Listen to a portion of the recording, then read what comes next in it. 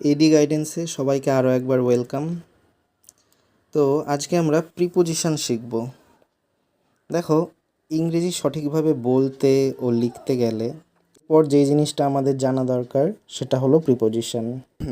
একটা কথা ধরো ইংরেজিতে বলতে চাইছো, সেটা যদি সঠিকভাবে এক্সপ্রেস না করতে পারো যে তুমি কী বোঝাতে চাইছো, তাহলে তো কথাটা মিনিংফুল হবে না, তাই না? তো সেই জন্যই প্রিপোজিশন জানা দরকার। এখানে আমি প্রিপোজিশন লিখে রেখেছি আর নিচে কিছু ছবি দিয়ে তার নিচে in, on, under, in front of, behind, between, among, around, out of, into এই লেখাগুলো লিখে রেখেছি। তো প্রিপোজিশনের সঙ্গে এই ছবিগুলোর কি সম্পর্ক, তো কি এটা ব্যাপারটা কি, তো সেটার জন্য আমাদের প্রিপোজিশন কি আগে জানতে হবে, তাই না? তো প্রিপোজিশনটা কি সেটা আমরা দেখি, একবার জেনে নিই।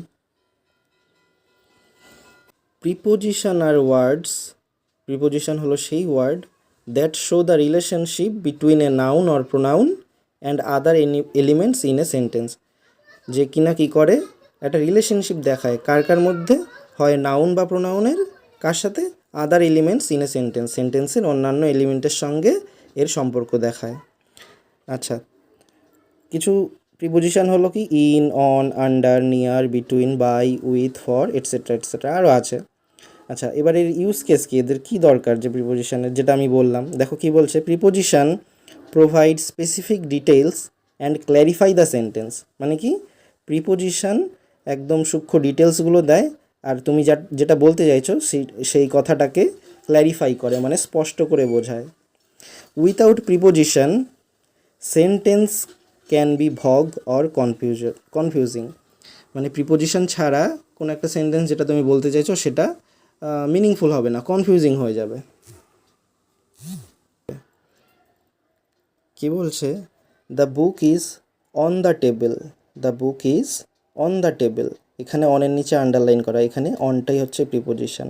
কেন, দেখো এখানে অন ছাড়া যদি আমি বলি the book is the table, মানে বইটাই হলো টেবিল, এটা কি কোনো একটা মিনিংফুল কথা হচ্ছে? কিন্তু দেখো, the book is on the table, মানে বইটা টেবিলের ওপরে আছে, এই অন লাগানোতে তুমি যেটা বলতে চাইছো সেটা ক্লিয়ার হলো, তাই না? নেক্সট সেন্টেন্সে দেখো, বয়েজ, সরি এখানে দুটো এস পড়ে গেছে, একটা এস হবে, boys are playing in the field, মানে ছেলেগুলো মাঠে খেলছে। তো এখানে যদি ইনটা না থাকতো, boys are playing the field, মানে ছেলেগুলো মাঠ নিয়ে খেলা করছে, সেটা তো নিশ্চয়ই না, তাই না?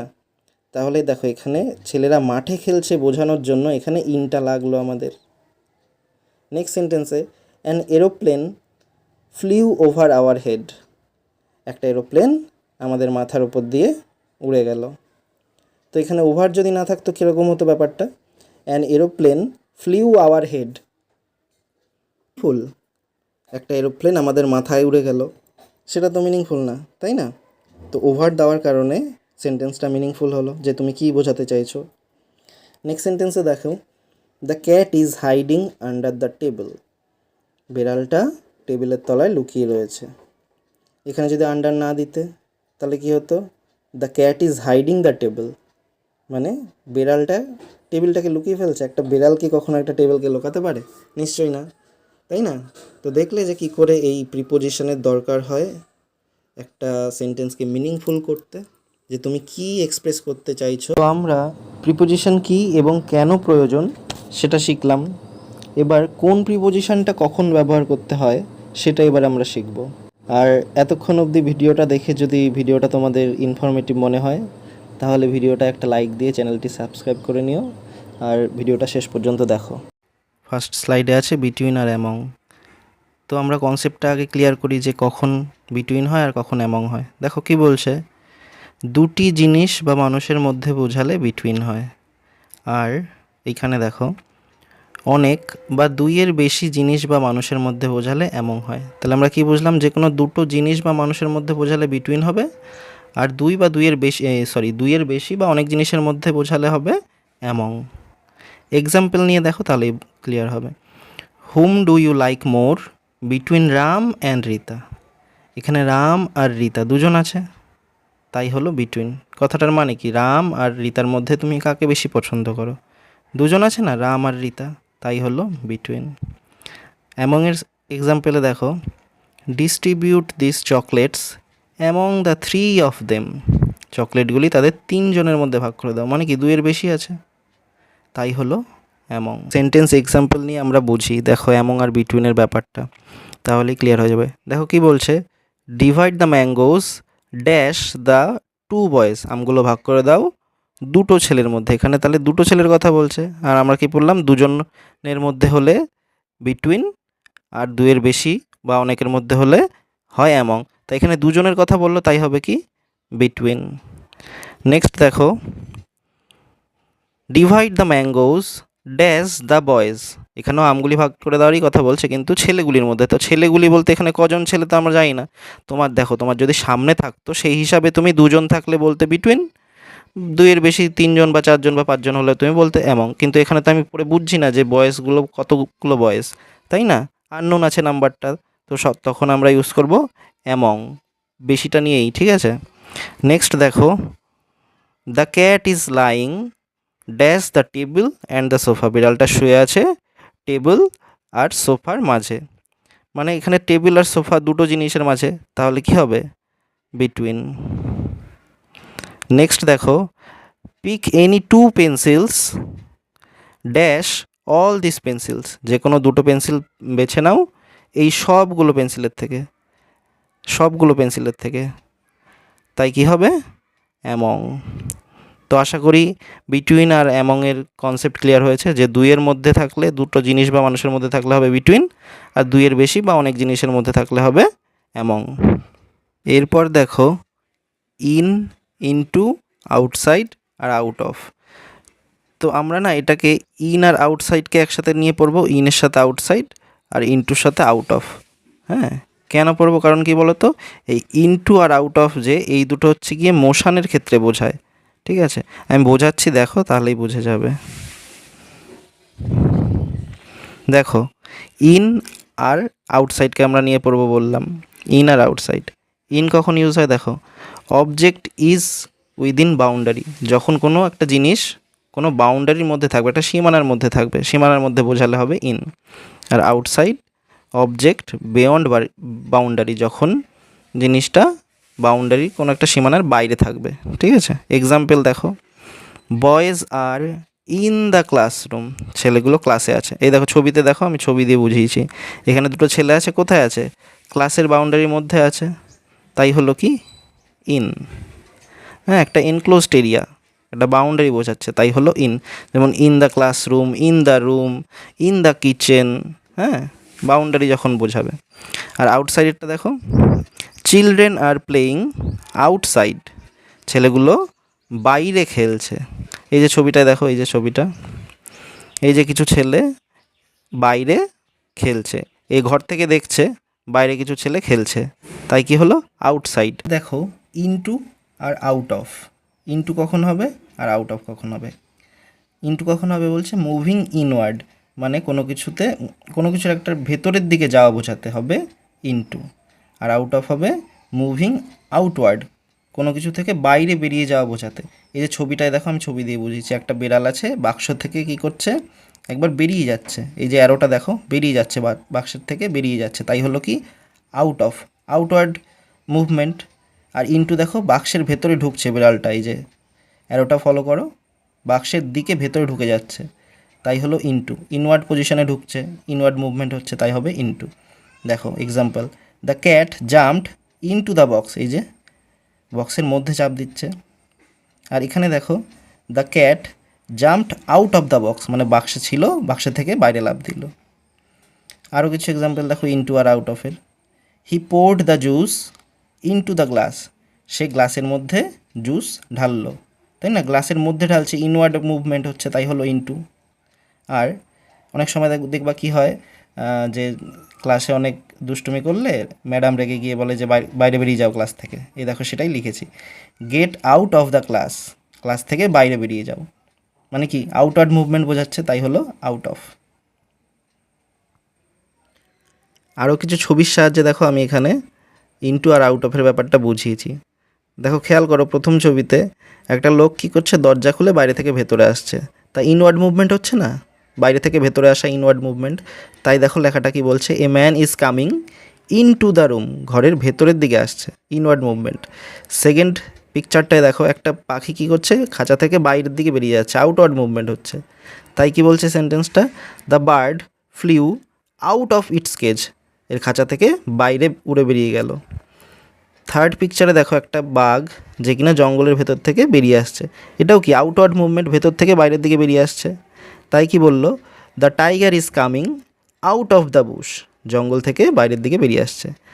এই ছবিটায় খেয়াল করো, একটা ছেলে সুইমিং পুলের মধ্যে লাফ দিচ্ছে, তাই কি বলছে, the boy is jumping into the pool, পুলের ভেতরে লাফ দিচ্ছে, পুলের মধ্যে ইনওয়ার্ড মুভমেন্ট করছে পুলের দিকে, তাই হলো ইনটু। এবার আছে দেখো অন, অ্যাবভ আর ওভার, এই তিনটের মানেই হচ্ছে ওপরে বোঝায়। তো কোনটা কখন ইউজ হয়, দেখো কি বলছে, অন সারফেস টাচ করে থাকলে, মানে বলছে সারফেস টাচ করে থাকলে তখন হবে অন। অ্যাবভ বলছে সারফেস টাচ করবে না, প্লাস স্ট্যান্ড স্টিল অবস্থায় থাকলে, মানে স্থির অবস্থায় থাকবে বা রেফারেন্স বোঝাবে। আর ওভার সারফেস টাচ করবে না, মানে এটাও সারফেস টাচ করবে না, বাট মোশানে থাকবে, একই মোশানে থাকবে। ওভারের সাথে এই অ্যাবভের সাথে ওভারের পার্থক্য কি, দুটোই সারফেস টাচ করবে না, কিন্তু অ্যাবভ স্থির অবস্থায় থাকবে জিনিসটা, আর ওভারের ক্ষেত্রে সেটা মোশানে থাকবে। কিছু বুঝলে না, বুঝলে না? আচ্ছা দেখো আমি ছবির মাধ্যমে বুঝিয়ে দিচ্ছি, দেখো ব্যাপারটা।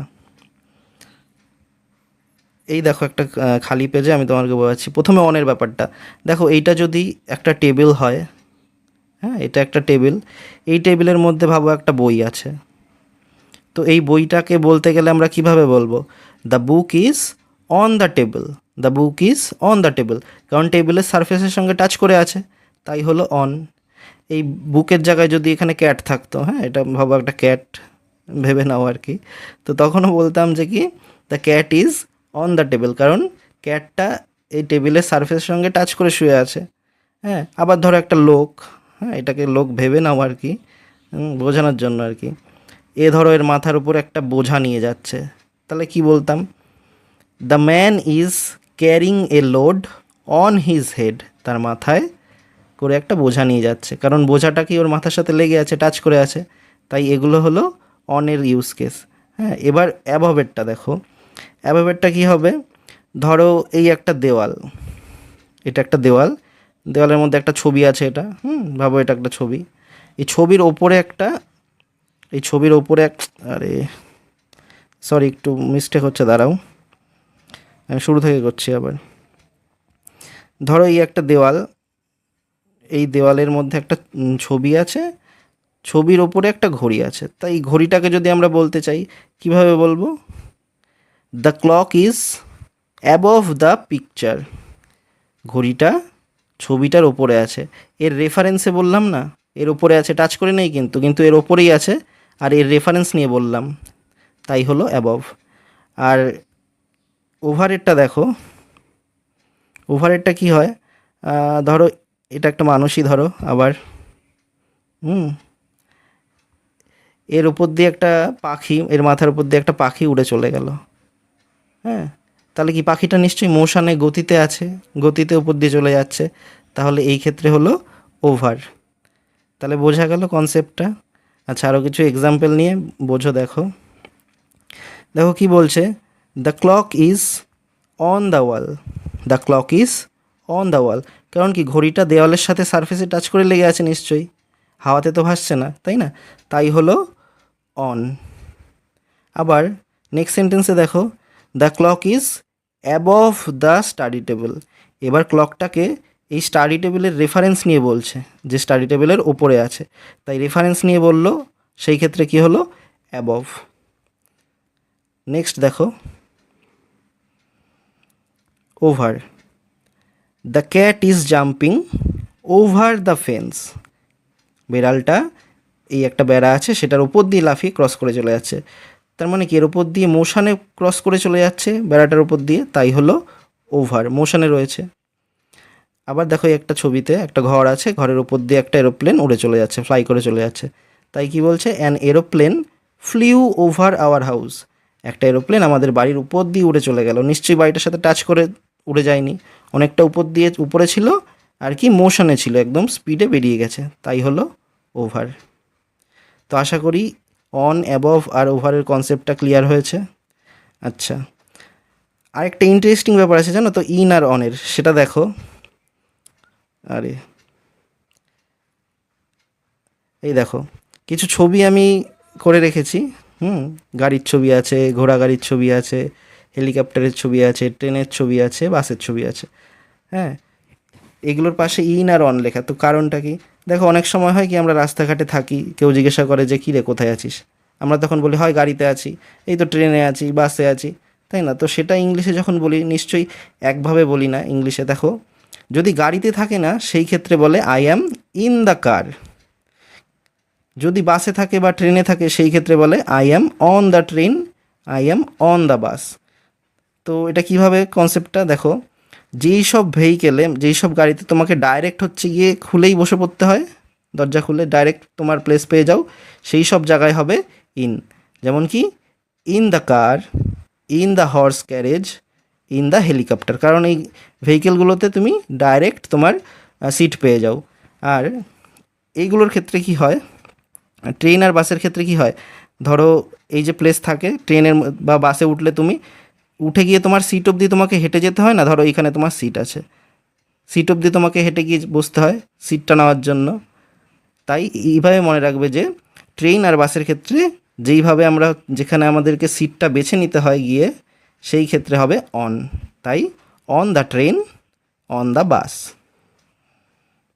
এবার দেখো আন্ডার আর বিলো, এই আন্ডার মানেও নিচে, বিলো মানেও নিচে, তো কোনটা কখন হয় দেখো, কোনো কিছুর নিচে অবস্থান বোঝাতে আন্ডার হয়, এই জায়গাটাকে লক্ষ্য করবে, কিছুর নিচে। আর এই জায়গাটাকে লক্ষ্য করো, আন্ডারে কি বলছে, কভার। এই জিনিস দুটো লক্ষ্য করো একটু। আচ্ছা, আর বিলো কি বলছে, কিছু থেকে নিচে অবস্থান, কিছু থেকে নিচে, এটা ডাইরেক্ট কিছুর নিচে আর এটা কিছু থেকে নিচে। আর কি বলছে, রেফারেন্স বোঝাতে বিলো হয়, এক্সাম্পল দিয়ে বোঝো তাহলেই বুঝবে। আর হ্যাঁ, বিলোর ক্ষেত্রে কি, ডু নট কভার, আন্ডারের ক্ষেত্রে কভার হচ্ছিল আর বিলোর ক্ষেত্রে কভার হচ্ছে না, ডু নট কভার। এক্সাম্পলে দেখো, I found my watch under the sofa, আমি আমার ঘড়িটা খুঁজে পেয়েছি সোফার নিচে। মানে কি, সোফাটা নিশ্চয়ই এই ঘড়িটাকে কভার করেছিল, হ্যাঁ কভার করেছিল, তাই হলো আন্ডার। আর সোফার নিচে মানে ডাইরেক্ট সোফার নিচে, তাই হলো আন্ডার। আর বিলোর এক্সাম্পলটাকে দেখো, দ্য পিকচার ইজ হ্যাঙ্গিং, ছবিটা রয়েছে বিলো দ্য ওয়াল ক্লক, ওয়াল ক্লকের নিচে। এই যে একটা ওয়াল ক্লক আছে, তার নিচে একটা ছবি, মানে কি এই ক্লকের রেফারেন্স নিয়ে ছবিটাকে বোঝাচ্ছে, তাই হলো বিলো। অ্যাবভের ক্ষেত্রে যেমন হচ্ছে গিয়ে রেফারেন্স নিয়ে বলেছিলাম, ছবির সাপেক্ষে ক্লকটাকে বলেছিলাম the clock is above the picture, সেভাবেই রেফারেন্সের ক্ষেত্রে বিলোতেও রেফারেন্স নিয়েই হয়, যে ছবিটা এবার আছে ঘড়ির নিচে, the picture is below the clock. তো কনসেপ্ট ক্লিয়ার হলো আন্ডার আর বিলোর। আরও কিছু এক্সাম্পল নেই, তাহলেই ক্লিয়ার হয়ে যাবে। দেখো ফার্স্ট সেন্টেন্সটাই আছে look at the sentence dash, এই ড্যাশটা আমরা সবার লাস্টে করব। আচ্ছা দেখো ফার্স্টেরটা কী বলছে, the man is resting below or under the tree. কী হবে এখানে, লোকটা রয়েছে গাছের নিচে, তাহলে গাছটা নিশ্চয়ই কি মানুষটাকে কভার করে রয়েছে, তাই না? আর ডাইরেক্টলি নিচে রয়েছে, তাই কি হবে, under the tree. Next, the picture is hanging, ছবিটা রয়েছে ড্যাশ দ্য ওয়াল ক্লক, ওটা রিপিট হয়ে গেছে যেটা বোঝালাম। হ্যাঁ, তো এটাও কি নিশ্চয়ই ওয়াল ক্লকটা পিকচারটাকে কভার করবে না, তাই না? আর রেফারেন্স নিয়ে বলা হচ্ছে, ওয়াল ক্লকের রেফারেন্স নিয়ে পিকচারটার কথা বলা হচ্ছে, তাই হবে কি বিলো। থার্ডেরটা দেখো, হি হিড দ্য লেটার, সে লেটারটা লুকিয়েছিল ড্যাশ দ্য পিলো, বালিশের নিচে। তাহলে বালিশের নিচে কি লুকাচ্ছে, মানে ডাইরেক্ট কভার করছে, তাই কি হবে আন্ডার। এবার সবার ফার্স্টে যেই ড্যাশটা ছিল এটা আমরা করি। দেখো look at the sentence dash, এখানে কি হবে, বিলো হবে না আন্ডার হবে? নিশ্চয়ই এই সেন্টেন্সটা এই সেন্টেন্সগুলোকে কভার করছে না, এই সেন্টেন্সটা রেফারেন্সে নিচের সেন্টেন্সগুলোকে দেখার কথা বলা হচ্ছে, তাই কি হবে এখানে বিলো। বোঝা গেল? এবার দেখো বিসাইড আর বিসাইডস দুটোই শুনতে একই রকম কিন্তু আলাদা। দেখো বিসাইডসের কি বলছে, বিসাইড ইন্ডিকেট পজিশন, বিসাইড কোনো একটা পজিশনকে ইন্ডিকেট করে। আর বিসাইডস ইন অ্যাডিশন টু বোঝায়, মানে এটা ছাড়াও অন্য একটা। এক্সাম্পলে দেখো তাহলেই ক্লিয়ার হয়ে যাবে। দেখো বিসাইডের এক্সাম্পলে কি বলছে, there is a garden beside our school, একটা বাগান রয়েছে আমাদের স্কুলের পাশে। এই দেখো ছবিটা দেখো, একটা স্কুল এইখানটাতে, তার পাশেই একটা বাগান। তাহলে কি পজিশন বোঝালো না, তাই হলো বিসাইড, পজিশন ইন্ডিকেট করলো, তাই হলো বিসাইড। আর বিসাইডসেরটা কি, ইন অ্যাডিশন টু। এক্সাম্পলটা দেখো, besides dancing she also practice yoga, মানে নাচ করার পাশাপাশি সে যোগাও প্র্যাকটিস করে, নাচ তো করেই তার সাথে সাথে যোগাও প্র্যাকটিস করে, মানে ইন অ্যাডিশন টু, এটা ছাড়াও ওটাও করে, সেরকম বোঝালে হবে বিসাইডস। তো আশা করি বিসাইড আর বিসাইডসের কনসেপ্টও ক্লিয়ার হয়েছে। এবার আছে দেখো টু, টুয়ার্ডস আর ফ্রম। আচ্ছা এতক্ষণ আমরা যেই প্রিপোজিশনগুলো শিখলাম সেগুলো দেখো সবই কোনো পজিশন ইন্ডিকেট করছিল, হ্যাঁ। আর এই টু, টুয়ার্ডস, ফ্রম এখান থেকে শুরু হচ্ছে ডাইরেকশান, টু মানেও দিকে, টুয়ার্ডস মানেও দিকে, হ্যাঁ। তো দেখো টু কি বলছে, to indicates specific destination, to কি ইন্ডিকেট করে কোনো একটা নির্দিষ্ট destination. Towards indicates random direction, আর টুয়ার্ডস ইন্ডিকেট করে যে কোনো একটা র্যান্ডম ডাইরেকশানের দিকটাকে ইন্ডিকেট করে। From indicates origin or starting point of any movement, from কি ইন্ডিকেট করে কোনো একটা অরিজিন পয়েন্ট বা স্টার্টিং পয়েন্ট, সেটাকে ইন্ডিকেট করে। এক্সাম্পলে দেখো তাহলেই ক্লিয়ার হয়ে যাবে। দেখো he is going to school, সে স্কুলে যাচ্ছে, এখানে তার ডেস্টিনেশন কি ফিক্সড, স্পেসিফিক ডেস্টিনেশন, যে সে স্কুলেই যাচ্ছে, তাই হলো টু। নেক্সট সেন্টেন্সে দেখো, I am going towards market, আমি বাজারের দিকে যাচ্ছি, মানে আমি বাজারে যেতেও পারি নাও যেতে পারি। অনেক সময় রাস্তায় দেখা হলে বলে না, কিরে কোথায় যাচ্ছিস, তখন আমরা বলি, যদি এমনি ধরো ঘুরতে বেরিয়ে রয়েছি, তখন আমরা কেউ জিজ্ঞাসা করলে আমরা বলে দিই তো এইদিকে যাচ্ছি, বাজারের দিকে যাচ্ছি, ঘাটের দিকে যাচ্ছি, বাস স্ট্যান্ডের দিকে যাচ্ছি। তখন আমরা টুয়ার্ডস লাগাই যখন আমাদের ডেস্টিনেশন ফিক্স থাকে না, জাস্ট র্যান্ডমলি বলে দিই র্যান্ডম ডাইরেকশন এদিকে ওদিকে। আর যখন আমাদের স্পেসিফিক ডেস্টিনেশন জানা আছে যে আমরা ওখানেই যাচ্ছি, ধরো এটা যেমন স্কুলে যাচ্ছিলো তাই টু স্কুল হলো, যদি মার্কেটেই যাই আমি, যে আমার ডেস্টিনেশন মার্কেট, তখন বলবো টু মার্কেট।